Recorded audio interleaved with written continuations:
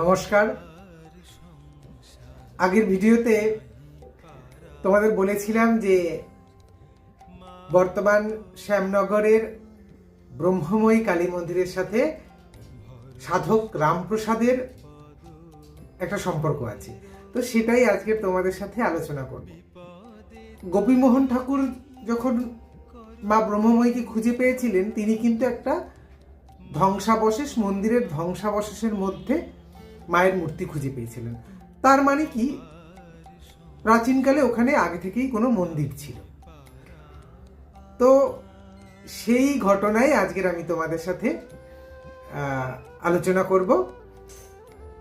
সাধক রামপ্রসাদ তখন কলকাতার গরানহাটার জমিদার দুর্গাচরণ মিত্রের সেরেস্তায় কাজ পেলেন না হিসাব রক্ষকের কাজ।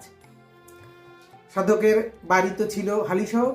তিনি হালিশহর থেকে কলকাতায় গঙ্গা বক্ষ দিয়ে নৌকোয় করে আসছিলেন। তো তিনি যখন আসছিলেন, তিনি তখন শ্যামা সঙ্গীত, মায়ের আরাধনা, গান গাইতে গাইতে আসছিলেন। এবার যখন তিনি মূলাজরের কাছাকাছি এলেন, তিনি দেখলেন যে একটা ছোট্ট মেয়ে নদীর পাড় থেকে তাকে ইশারা করে ডেকে বলছে যে এখানে তো মায়ের মূর্তি স্থাপন করা আছে, মা তোমার গান শুনতে চাইছে। রামপ্রসাদ বাচ্চা মেয়েটিকে মজা করে বললেন যে মা যখন গান শুনতেই চাইছে, তাহলে মাকে একটু আমার দিকে ঘুরে গান শুনতে বলো, আমি তো গঙ্গা দিয়ে যাচ্ছি। রামপ্রসাদ গাইলেন, মা গো আমার নাহি পারাপার অপার সংসার, এই গানটি।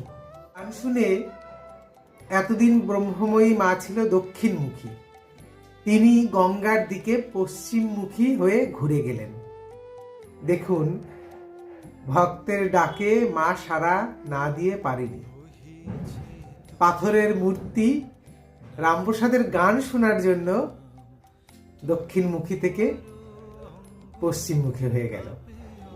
ভক্ত যদি মন দিয়ে ডাকতে পারে, ভগবান কি আর থাকতে পারে? নমস্কার, সবাই ভালো থাকবেন।